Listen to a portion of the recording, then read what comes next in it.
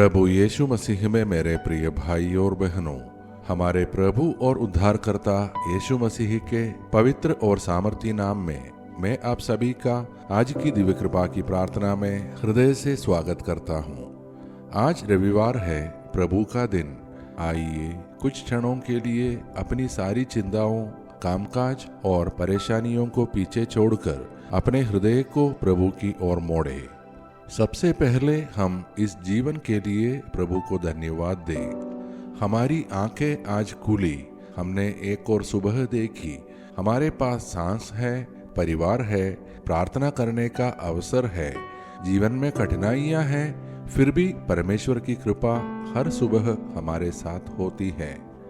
आज का हमारा मनन का वचन विशेष रूप से उन लोगों के लिए आशा का संदेश है जो लंबे समय से किसी उत्तर की प्रतीक्षा कर रहे हैं।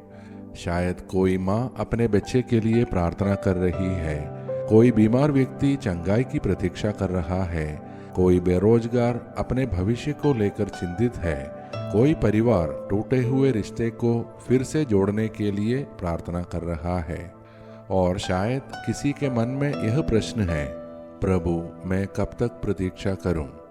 आज का वचन हमें विश्वास में बने रहने का उत्तर देता है। आइए श्रद्धा और खुले हृदय के साथ हम आज का हमारा मनन का वचन सुने, जो कि लिया गया है संत मत्ती का सुसमाचार अध्याय 15 पद संख्या 21 से 28। इस पाठ में हम देखते हैं, एक कनानी स्त्री यीशु के पास आती है। उसकी बेटी बहुत पीड़ित है। वह पुकारती है, हे प्रभु दया कीजिए, मेरी बेटी बहुत पीड़ित है। प्रारंभ में उसे कोई उत्तर नहीं मिलता, फिर भी वह पीछे नहीं हटती। वह यीशु के सामने झुककर कहती है, प्रभु मेरी सहायता कीजिए। उसकी विनम्रता और अटूट विश्वास को देखकर यीशु कहते हैं कि उसका विश्वास महान है और उसकी बेटी स्वस्थ हो जाती है। मेरे प्रिय भाई और बहनों, इस स्त्री की कहानी बाइबल का केवल एक कहानी नहीं है, यह आज हम में से बहुतों की कहानी है। हम भी कभी कभी प्रभु के सामने रोते हुए कहते हैं, प्रभु मेरी सहायता कीजिए। लेकिन जब तुरंत उत्तर नहीं मिलता तो हमारा विश्वास कमजोर होने लगता है। हम सोचते हैं, क्या प्रभु मेरी प्रार्थना सुन रहे हैं? क्या मेरी प्रार्थना व्यर्थ जा रही है? क्या परमेश्वर ने मुझे छोड़ दिया है? लेकिन कनानी स्त्री हमें सिखाती है, उत्तर देर से मिल सकता है, लेकिन विश्वास को देर नहीं होना चाहिए। वह पहली बार पुकारती है और उत्तर नहीं मिलता, फिर भी वह पीछे नहीं हटती। वह फिर कहती है, प्रभु मेरी सहायता कीजिए। उसके पास यीशु के सामने रखने के लिए कोई बड़ी उपलब्धि नहीं थी। उसके पास केवल एक चीज थी, विश्वास। और कभी कभी हमारे पास भी यही सबसे बड़ी संपत्ति होती है। जब पैसा कम पड़ जाता है, विश्वास बचता है। जब लोग साथ छोड़ देते हैं, विश्वास बचता है। जब बीमारी लंबी हो जाती है, विश्वास बचता है। जब नौकरी नहीं मिलती, विश्वास बचता है। जब हमारी प्रार्थना का उत्तर दिखाई नहीं देता, तब भी विश्वास हमें प्रभु से जोड़े रख सकता है। मेरे भाई, मेरी बहन, यदि आज आपको लगता है कि प्रभु मौन है, तो याद रखिए, परमेश्वर का मौन परमेश्वर की अनुपस्थिति नहीं है। कभी कभी हम कहते हैं, प्रभु मेरी समस्या दूर कर दीजिए, और प्रभु हमें भीतर से मजबूत कर रहे होते हैं। हम कहते हैं, प्रभु रास्ता दिखाइए, और प्रभु कहते हैं, पहले मेरा हाथ पकड़ो। हम कहते हैं, प्रभु उत्तर कब मिलेगा? और प्रभु कहते हैं, मुझ पर विश्वास रखो। आज विशेष रूप से उन माता पिताओं के लिए हम प्रार्थना करें जो अपने बच्चों के लिए चिंतित है। किसी का बच्चा गलत संगति में है, किसी का बच्चा पढ़ाई से दूर हो गया है, किसी का बच्चा विश्वास से दूर चला गया है। कोई माँ अपने बच्चे की बीमारी के कारण रातों को जागती है। आज उस माँ की तरह हम भी प्रभु के सामने खड़े रहकर कहें, प्रभु मेरे बच्चे पर दया कीजिए। हम हार न माने, हमारी प्रार्थना प्रभु के सामने मूल्यवान है।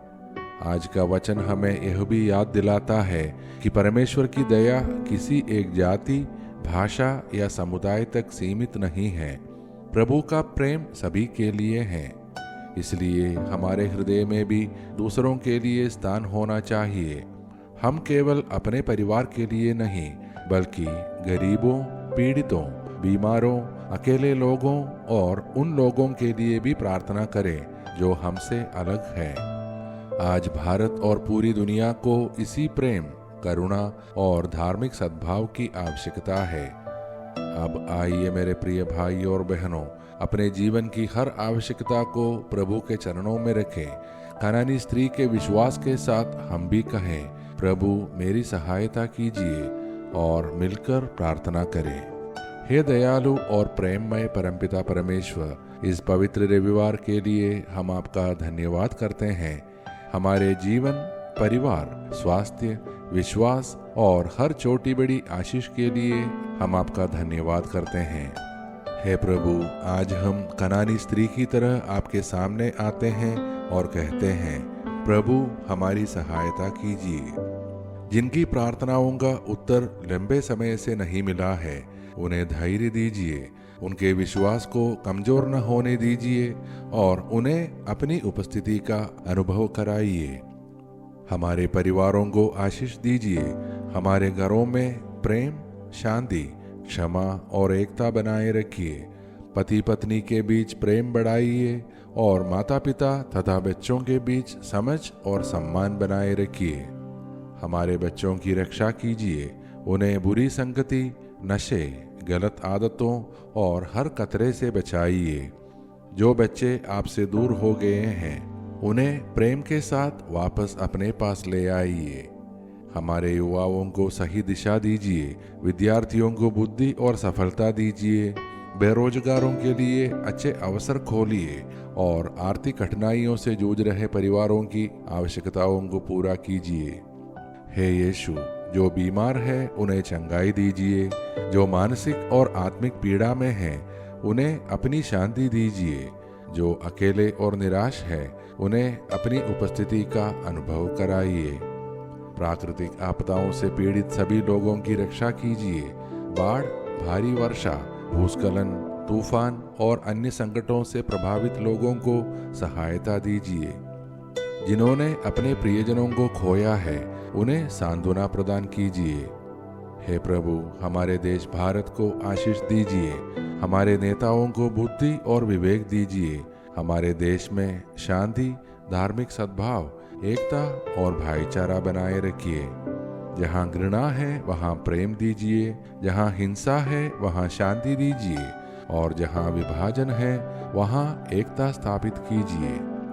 हम सभी को हर बीमारी, दुर्घटना, हिंसा और हर अनहोनी से बचाइए।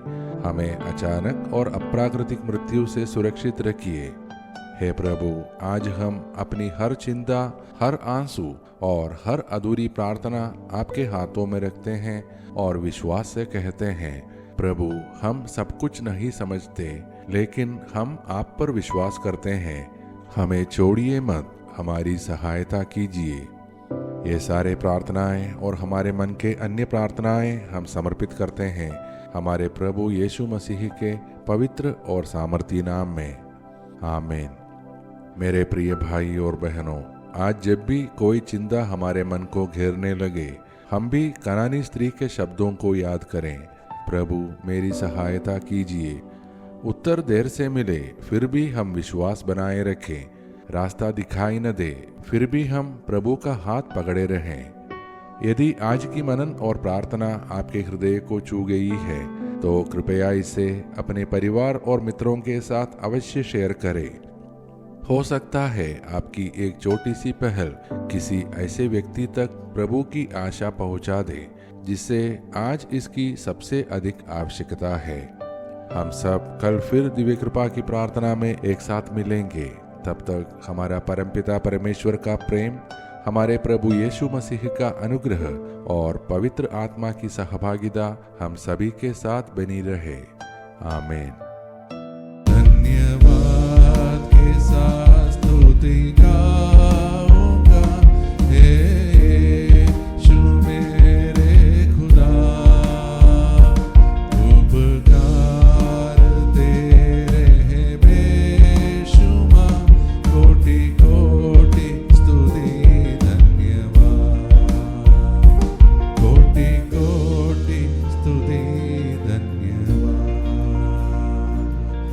टिक